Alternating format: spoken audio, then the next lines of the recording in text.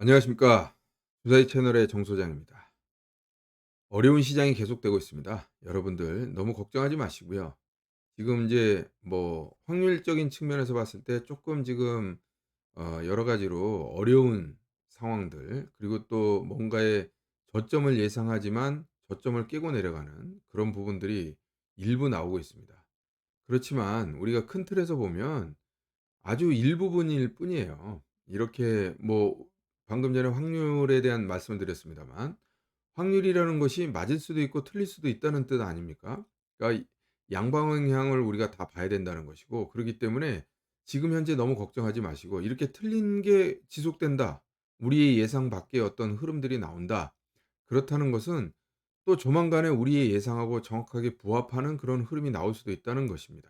그렇기 때문에 우리가 미래를 단언하거나 확답할 확 확정적으로 우리가 생각할 수 없지 않습니까? 그런 측면에서 봤을 때는 지금 오히려 확률상으로는 오히려 확률이 더 높아지고 있다. 그리고 저점이라는 것은 싸다는 관점에서 봤을 때는 우리가 절대 마다할 이유가 없는 그런 흐름입니다. 그렇기 때문에 상승이라는 것은 사실 어느 순간에 떨어지기 시작하면 걷잡을 수 없이 떨어지는 그런 지금 같은 어떤 그 하락세가 상승 끝에 나오는 거잖아요. 또 역으로 얘기해서 급등이라는 것은 지금 같은 하락의 끝에서 급등이라는 또 그다음에 어떤 순환이 나타나게 되는 것입니다. 그렇기 때문에 우리가 큰 틀에서 보면 지금의 하락을 겁내거나 그리고 어려워할 필요가 없다. 이렇게 말씀드릴 수가 있겠고요. 그동안에 저는 계속해서 저점 매수의 관점, 그리고 아직은 좀 아니다, 그러나 인제부터는, 어제 제가 시황을 통해서는 오늘 그 장후반 시초가나 장후반, 근데 시초가는 플러스로 시작했기 때문에 의미가 좀 없었고요. 음봉을 형태를 지금 그리면서 내려왔지 않습니까? 그래서 인제 오늘은 사실은 쪼끔 다른 얘기를 하겠습니다마는, 어쨌거나 지금 중요한 지지선, 그리고 중요한 포인트, 이런 기준점에 와 있기 때문에 여러분들이 지금부터는 좀, 자, 신경을 곤두세우고 한번 보자. 자, 그래서 물론 이 지지선을 깨고 그야말로 더 큰 하락이 나올 수도 있겠습니다마는, 일단은 지지선 부근에 와 있기 때문에 우린 지지선 부근에서 쓸 수 있는 전술적인 측면을 분명히 사용해야 된다, 이런 말씀을 드릴 수가 있겠습니다. 자, 그래서 오늘의 그 주식시장 정리에서의 특징은 시장의 양봉을 노려라. 그래서 양봉이라는 것은 시초가 갭 하락이 핵심이다. 그러니까 실질적으로 지금 제가 이제 계속 말씀드렸습니다만, 차라리 한번 훅 빠져 가지고 신용의 반대 매매가 시초가에 그야말로 그 뭐랄까요? 마진콜이라고 하죠. 이런 부분들이 나타나게 되면 개파락으로 시작을 하게 되는 것이죠. 이랬을 때 저가 매수세가 들어오고, 그럼으로 인해서 급격하게 상승으로 전환되는 어떤 그런 양봉의 형태가 나와야 된다는 것이죠. 근데 지금 현재 그런 부분이 잘 안 보이고 있습니다. 오히려 시초가는 미국 시장이라든지 이런 걸 핑계로 좀 높게 시작해서 그다음에 고점을 높여가지 못하고 바로 떨어지면서 음봉의 형태가 오히려 나타난다는 것이죠. 그러기 때문에 실질적으로 그 오후장의 저가 매수의 관점에서 접근하는 것은 일부 의미가 있습니다만, 자, 장이 돌아서려면 결국은 양봉이 나타나야 됩니다.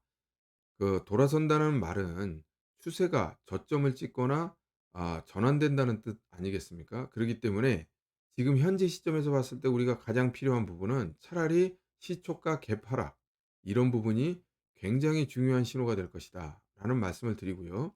오늘도 지금 장 막판에 빠졌기 때문에 실질적으로 지금 내일 시초가, 그리고 또 이제 내일 이후에는 또 주말로 가지 않습니까?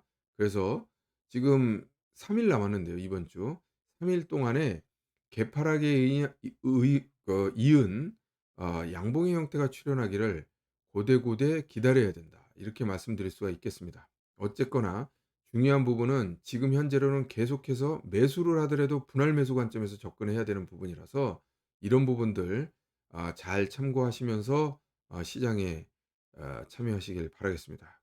그래서 자, 숫자로 봤을 때는 아직도 약간 부족하다. 어떤 부분이 부족한지 한번 살펴보도록 하겠습니다. 지금 보시다시피 코스피 200 지수 기준으로 봤을 때 381.01, 그래서 97 포인트, 그러니까 이격도 21 이격도 97을 지금 깰 위기에 처해 있는데요. 제가 누누이 말씀드립니다마는 하락을 너무 두려워해서는 안 됩니다. 떨어질 땐 확 떨어져 줘야 그야말로 저가 매수가 나오면서 아 좋은, 그다음에 이 상승 전환의 어떤 깃틀이 나올 수가 있는 것이죠. 자, 정배열 숫자가 135 개고 역배열 숫자가 드디어 인제 한 개치 682 개를 찍고 있습니다. 자, 그래서 정배열 숫자가 지금 계속 작은 모습인데, 그러니까 그 뭐랄까요? 버티는 모습인데요. 여기 위에 올라가다 보면요. 이게 11월 29일 30일 보면 138 에서 지금 81로 들어가면서 이틀 만에 저점 찍고 올라가는 그런 형국이 나옵니다. 여기서 지금 2.2%, 2.5, 2.2, 그러니까 급락이 난 다음에 어떻게 됐습니까? 2.65% 급 반등으로 전환이 되는 부분인 것이죠. 그래서 제가 드리고 싶은 말씀은 뭐냐면 135는 지금 사실 과매도는 과매도인데 쪼끔 약하다는 거예요. 이게 100 미만으로 떨어져야 됩니다. 그랬을 때 확실한 과매도 국면이 확인이 되는 거고, 그때는 과감하게 우리가 들어갈 필요가 있어요. 그런 말씀을 드릴 수가 있겠고, 고객 예탁금 지금 뭐 35% 대로 다시 줄어들었는데 신용 잔고가 지금 23 조나 있다는 부분이에요. 그래서 이런 부분들이 반대 매매가 나오려면 이를테면 시초가 개파락, 이런 부분들이 신용 잔고에 대한 반대 매매가 나왔을 때 벌어지는 일입니다. 이랬을 때 우리는 적극적인 매수로 들어가야 된다, 이런 말씀을 드릴 수가 있겠고, 지금부터는 그러니까 지수의 지지선 부근에 와 있기 때문에 여기서는 어디서 튀어 올라갈 수 있을지 알 수 없습니다. 그래서 최소한 50 포인트에서 100 포인트 정도의 어떤 그런 그러니까 코스피 지수 기준으로 봤을 때 이 정도의 어떤 상승을 보이려면 이를테면 지금 시초가 개파락이 우리가 주목해야 될 신호다, 이렇게 말씀드릴 수가 있는 것이죠. 자, 그리고 또 숫자적인 측면에서 좀 더 한번 살펴보도록 하겠습니다. 보시다시피 상승 종목 3% 이상 상승 종목 수가 89 개입니다. 역시 인제 이 부분은 89 개로 들어왔다는 것은 인제 드디어 과매도 영역에 들어왔다는 겁니다. 여기 인제 나중에 보시면 알겠습니다만 100 미만이었을 때 52 에서 인제 의미 있는, 지금 11월 30일 기준으로 봤을 때 52개 나오면서 저점 찍고 그다음에 반등, 급반등을 하게 됩니다. 그래서 저도 계속 말씀드립니다마는 지금 89면 인제 감에도 영역이 들어왔기 때문에 우리가 추가적인 하락을 너무 겁낼 필요 없다. 오히려 이건 단기적인 저점이기 때문에 적극적인 어떤 매수의 관점에서 우리가 접근을 해야 된다, 이런 말씀을 드릴 수가 있겠고, 연 이틀 동안 52주 최고가가 나타나지 않았어요. 그러니까 지금 시장이 상당히 약세적인 측면에서 있다. 그리고 4주 신고가도 이게 인제 뭐 그렇게 오래되지는 않았습니다만 여태까지 역대 최저 39, 29, 30 30 종목을 하회하는 그런 모습을 보였습니다.